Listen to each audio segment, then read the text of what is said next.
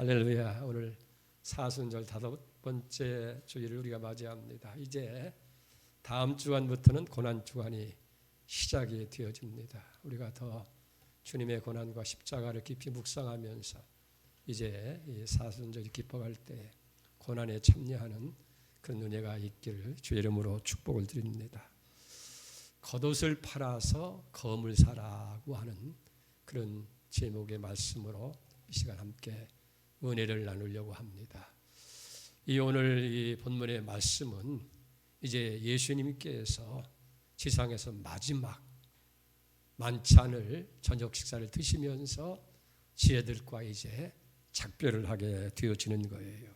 특별히 십자가의 죽음을 앞두고 지혜자들에게 부탁하시는 말씀으로 진행이 되는 것을 보게 됩니다.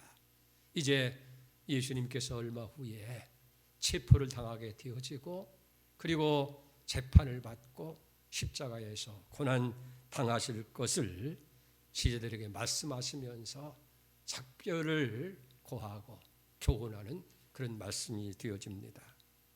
아마 이 말을 들은 제자들은 얼마나 당황했는지 모르는 거예요.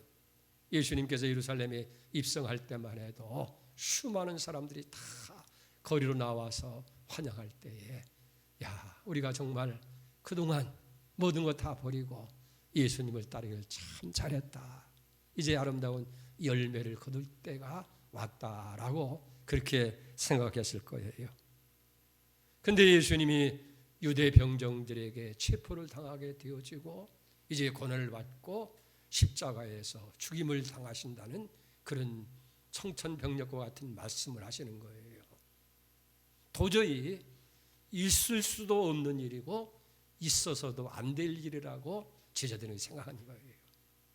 그래서 복음서에 보면 베드로가 그렇게 얘기하잖아요. 주여 그리하지 마십시오. 결단코 이 일이 그렇게 미치지 아니하겠나이다. 장담까지 한 것을 보게 됩니다. 근데 예수님께서는 이렇게 당황스러워하고 있는 이 제자들에게 교훈의 말씀으로 오늘 말씀하시는 거예요. 36절을 봅니다.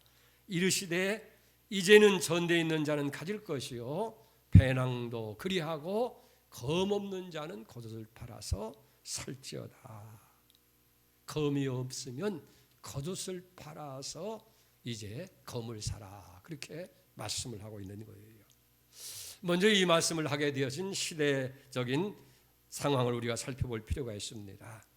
겉옷을 팔아서 검을 사라 하신 이 시대적 상황은 예수님의 지상생애의 마지막을 앞둔 아주 긴박한 그런 때입니다.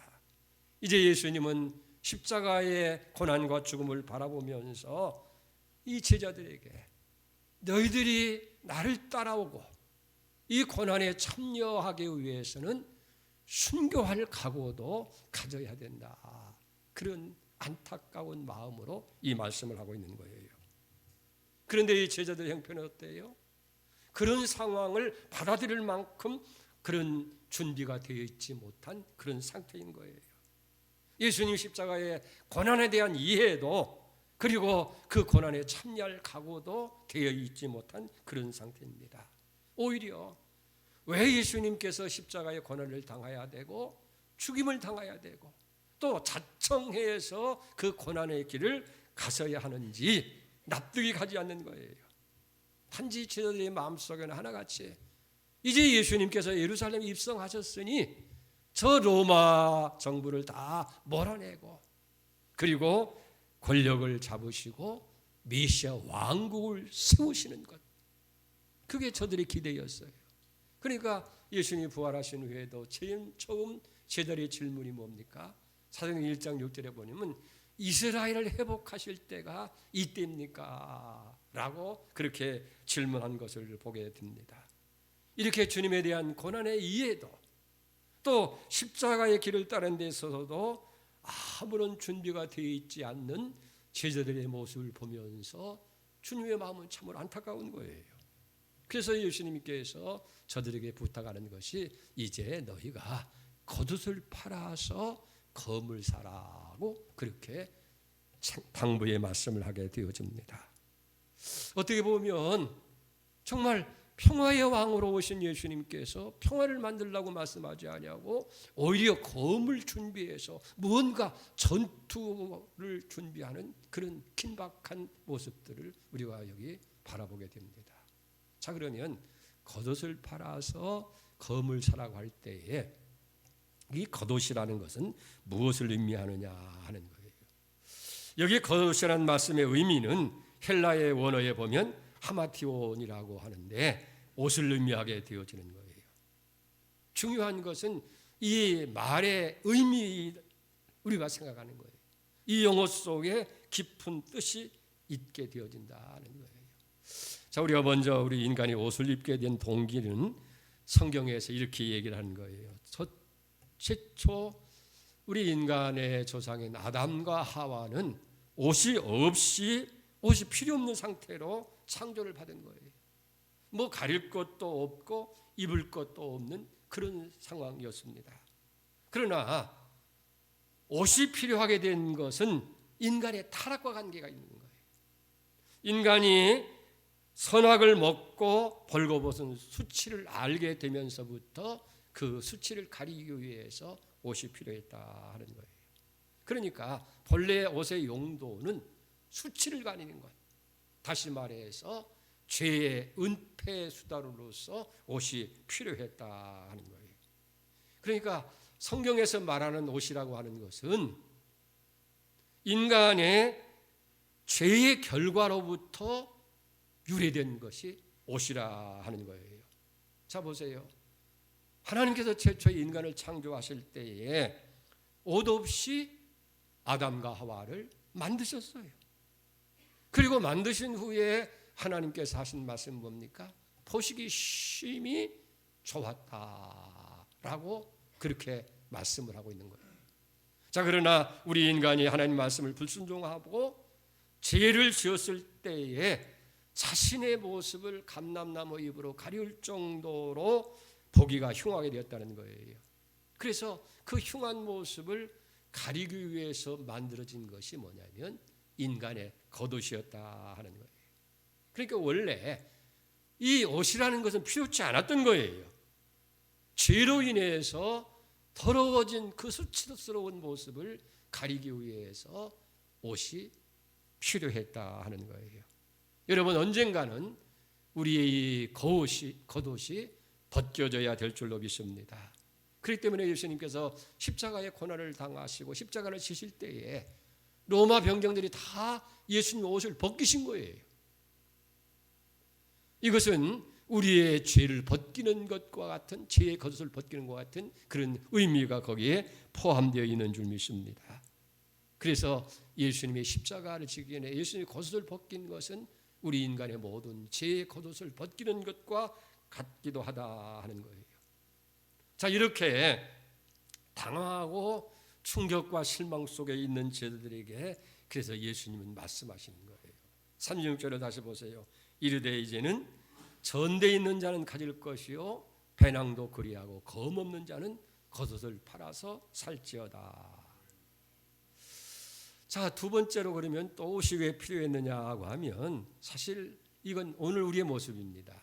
인간의 나약함과 무지한 것, 그리고 그 약한 무기력함을 가려보려는 수단으로 옷이 필요했다는 거예요. 자, 인간은 어때요? 추위에 약하지요. 또 외적인 그런 공격에 약한 피부를 가졌습니다. 이런 것들로부터 보호하기 위해서 사람들이 겉옷을 입어야 했다 하는 거예요. 그러니까 겉옷이라고 하는 것은 우리 약한 것, 부끄러운 것을 가리고 강한 것처럼 가장하려는 수단으로 이 겉옷이 필요했다 하는 거예요. 그러니까 하나님께 반역하는 시대일수록 옷에 대한 집착이 강하게 되는 거예요. 어떻게 하면 겉옷을 통해서 자신을 가리우고 자기 약함과 자기 무력한 것을 좀 강한 모습으로 더 좋은 것으로 표현하기 위해서 만들어지고 입게 된 것이 겉옷이라 하는 거예요. 당시 예수님의 제자들만 봐도 그래요. 3년 동안 예수님을 따라다니면서 그렇게 가르침을 받았으면서도 아직도 자신을 감추려고 하는 그런 겉옷을 벗지 못하고 있는 것을 보게 됩니다. 사랑하는 여러분, 이와 같이 우리의 겉옷은 벗겨져야 되는 거예요. 이 겉옷이 철저하게 벗어버리지 않고는 하나님을 만날 수도 없고 하나님 앞에 진정하게 쓰임을 받을 수가 없다는 거예요. 그래서 우리가 성경에 나오는 많은 쓰임받는 믿음의 사람들을 보게 되어지면 다 먼저 겉옷을 벗은 거예요. 이스라엘 민족의 지도자였던 모세를 보세요. 하나님께서 호렙산 떨기 가운데서 모세를 부르실 때에 출애굽기 3장 5절에 보면 이리로 가까이 오지 말라. 네가 선 것은 거룩한 땅이니 네 발에서 신을 벗어라. 벗어야 하나님을 만날 수 있다는 거예요. 겉옷을 벗고서야 하나님 앞에 쓰임을 받을 수 있다 하는 거예요. 모세에게 있어서는 바로의 공주의 아들이라고 하는 애굽의 왕자라고 하는 겉옷을 벗어버려야 되고, 그리고 애굽의 40년간 애굽의 학문과 그리고 경험의 겉옷을 벗어버리라는 거예요. 그리고 나서야 출애굽의 주인공으로 쓰임을 받을 수 있게 된 줄 믿습니다. 여호수아도 마찬가지예요.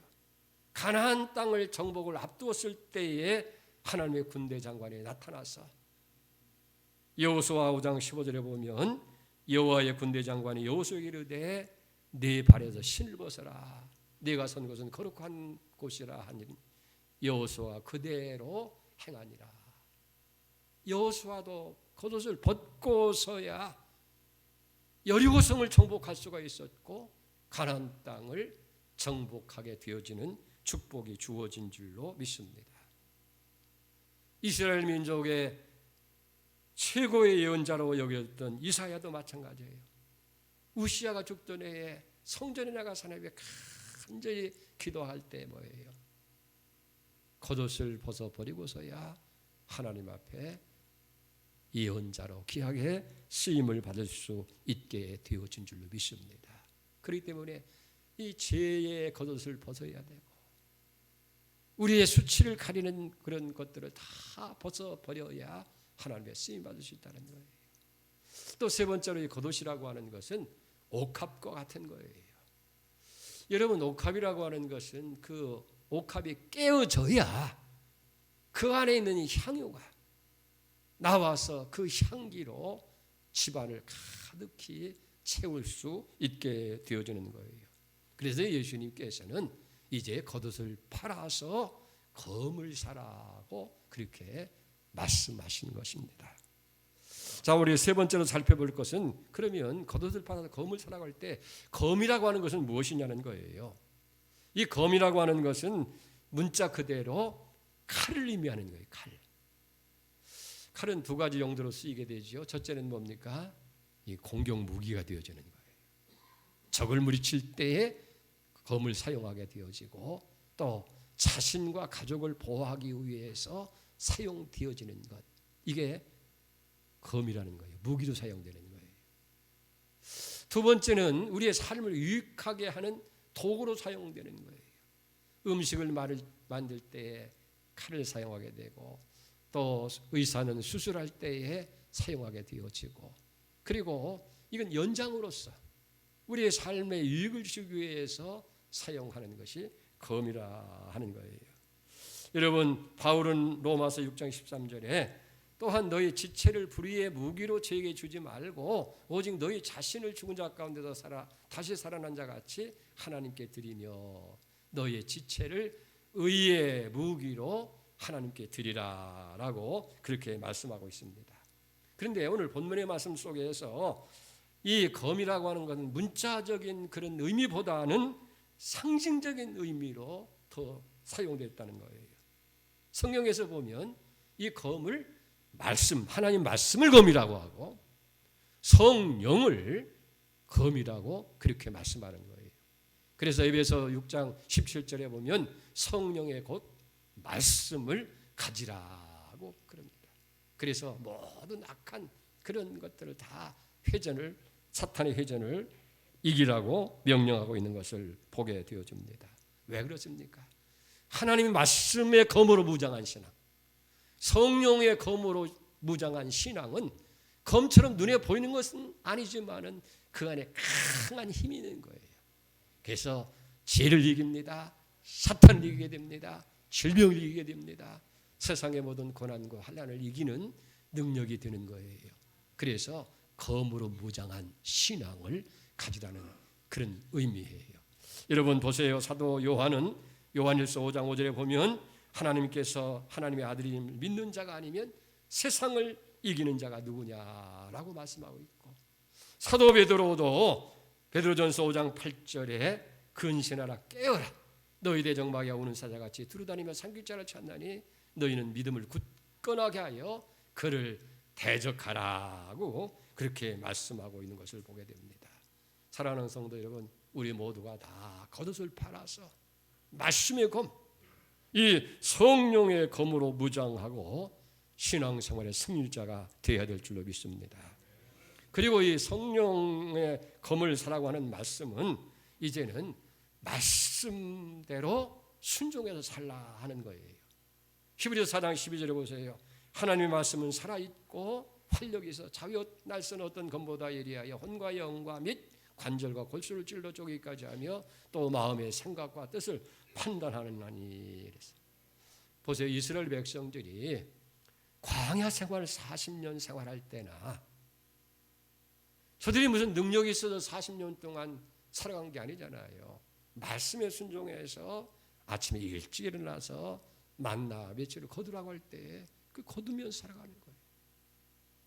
또 홍해를 육지같이 건너고 가나안을 정복하기 위해 가나안의 요단강을 건너게 되어질 때에 저들에게 무슨 무기가 우수하고 전략이 뛰어나고 능력이 있어서가 아니라 하나님 말씀대로 그대로 순종했더니 말씀대로 의지했더니 홍해가 열려지는 거예요. 손을 내밀어라. 순종을 내밀어서 홍해가 열리는 거예요. 요단강 물에 들어가라고 하는 명령을 따라서 죽음을 무릅쓰고 뛰어들으니까 요단강에 쫙 갈려서 육지같이 건너는 역사가 일어나게 되고, 여리고를 무너뜨릴 때에도 활을 쏜 것도 아니에요. 칼로 아니면 성을 정복한 것이 아니고 그저 말씀에 순종해서 하루에 한 바퀴씩 여섯 동안 돌고 7번 돌고 큰 소리를 외치라 그대로 말씀대로 순종했더니 열리게 되는 거예요. 일찍이 하나님께서 모세를 통해서 신명기에 주신 말씀이 있습니다. 신명기 28장 1절 보세요.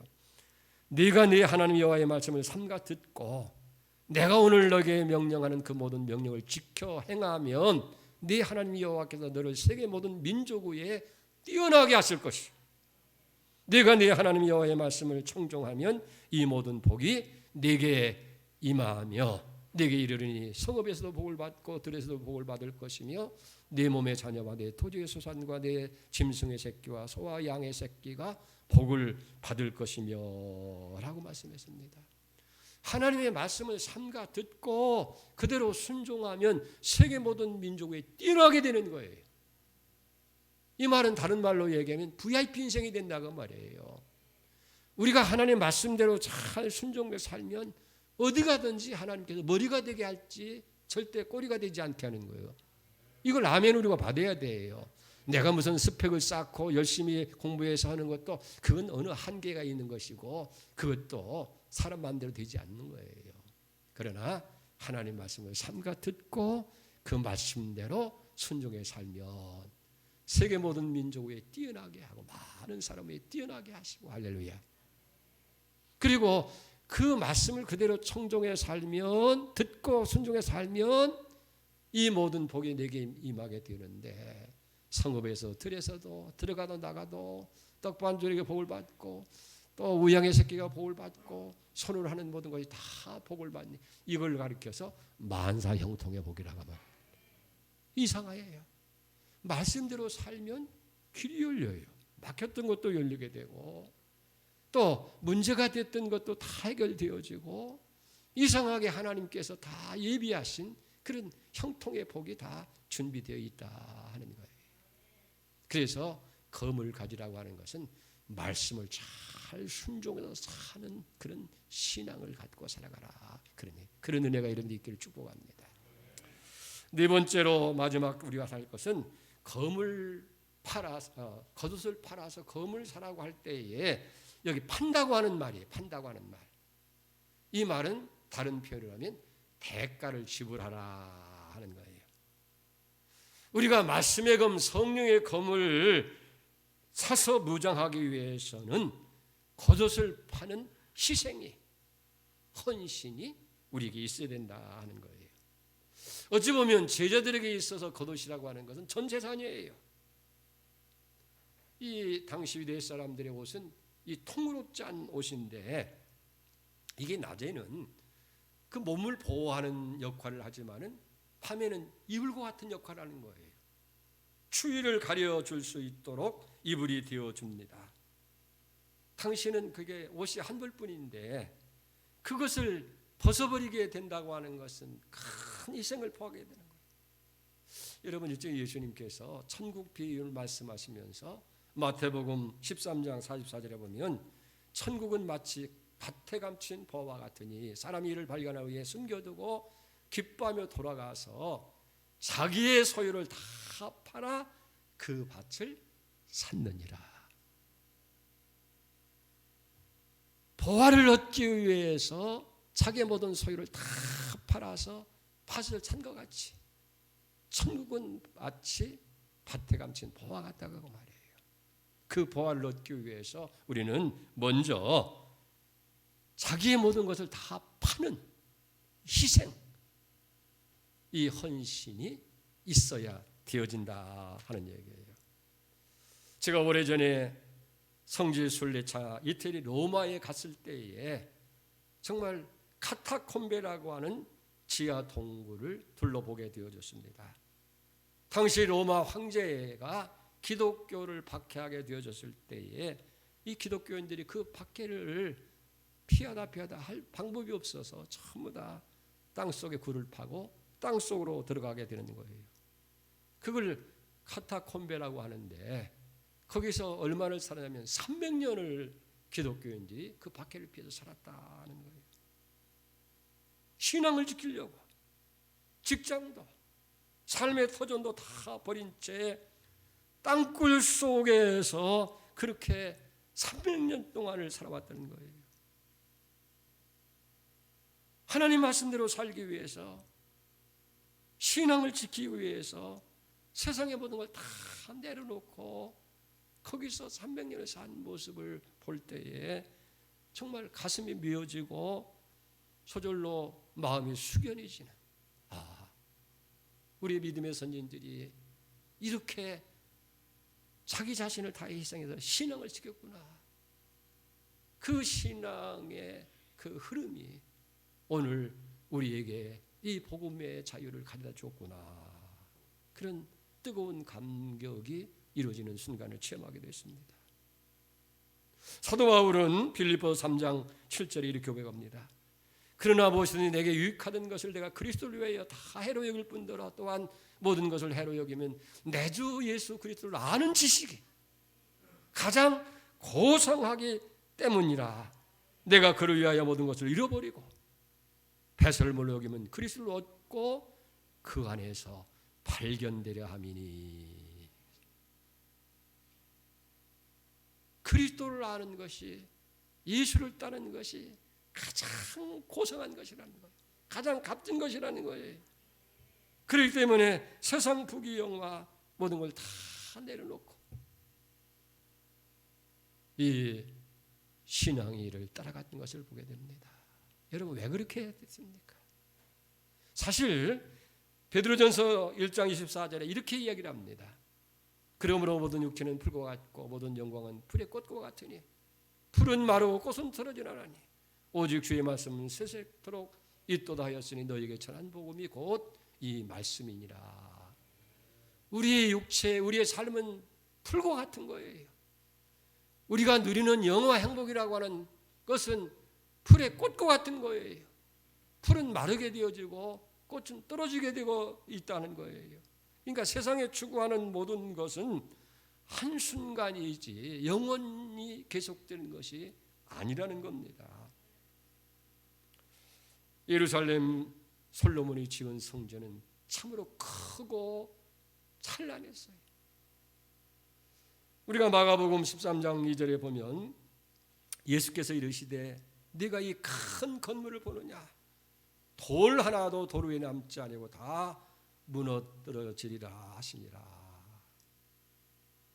예수님 말씀대로 그 찬란하게 짓던 솔로몬의 성전도 예수님이 말씀하신 40년이 지나지 않아서 로마 티토 장군에 의해서 침략을 받게 되고 예루살렘 성전이 완전히 해포되어서 돌 하나도 도로 위에 남지 않는 그런 모습으로 변화된 거예요. 하루아침에 이루어지지 않는다는 로마도, 천년의 찬란한 역사를 가졌던 로마도 역사 속에 다 사라지고 만 것이 아니냐 하는 거예요. 사랑하는 여러분, 세상 것은 다 사라지는 거예요. 지난 3월 초에 여러분 저 동해안에 있었던 산불을 기억하잖아요. 280여 시간이 넘는, 열흘이 넘는 기간 동안에 불이 계속 타오른 거예요.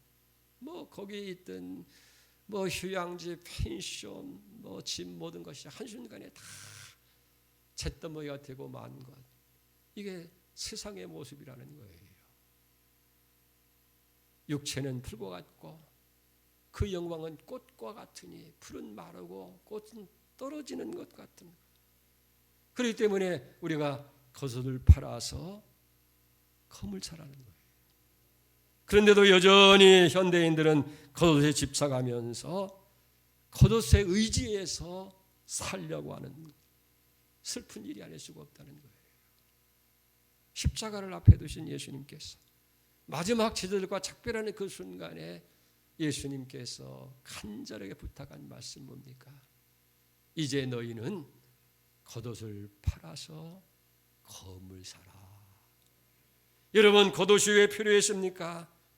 성경은 우리의 수치를 가리고 죄의 은폐의 수단이 겉옷이라는 거예요. 이거 벗겨져야 된다는 거예요. 인간의 나약함과 무기력함을 가리는 수단, 그것이 겉옷이었어요. 그리고 옥합과 같은 것인데 그것은 깨어져야만 비로소 진면목인 향기가 드러날 수 있다 하는 거예요. 검이란 건 뭐예요? 칼을 의미하잖아요. 칼은 무기의 역할을 하는 거예요. 싸움을 역할을. 자신을 보호하는 겁니다. 그리고 삶을 유익하게 하는 도구가 검이었습니다마는 특별히 성경은 상징적으로 하나님 말씀, 성령을 검이라고 하는 거예요. 그래서 우리는 말씀과 성령의 검으로 무장하는, 이 시대를 살아가는 우리는 말씀과 성령으로 무장해야 되고, 판다는 건 뭐예요? 그건 걷어들이는 것이 아니라는 거예요. 자동적으로 주어지는 것이 아니라는 거예요. 시간이 흐르면 만들어지는 것이 아니라는 거예요. 겉옷을 팔아야 되는 희생이, 대가가 지불되고서야 얻어질 수 있는 것이라는 거예요. 그렇기 때문에 우리는 이 사순절을 지나면서 우리는 이 죄의 겉옷을 벗어버리는,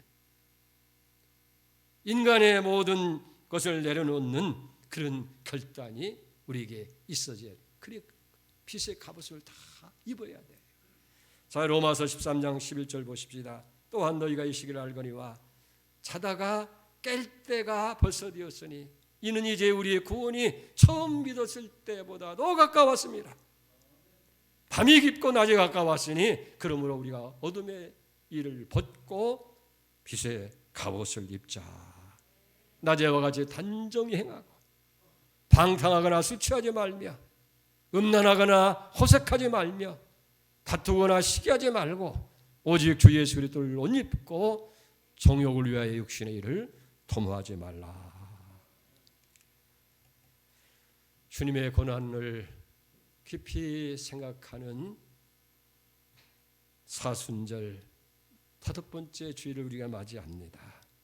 오늘 주님께서 제자들의 간곡히 당부하신 것처럼 겉옷을 팔아서 검을 사는 그런 축복된 은혜가 여러분의 있기를 주의 이름으로 축원을 드립니다. 기도하겠습니다. 사랑하시는 주님, 주님의 고난과 십자가를 바라봅니다. 주님은 고난의 십자가를 앞두고 제자들에게 겉옷을 팔아서 금을 사라고 하셨습니다.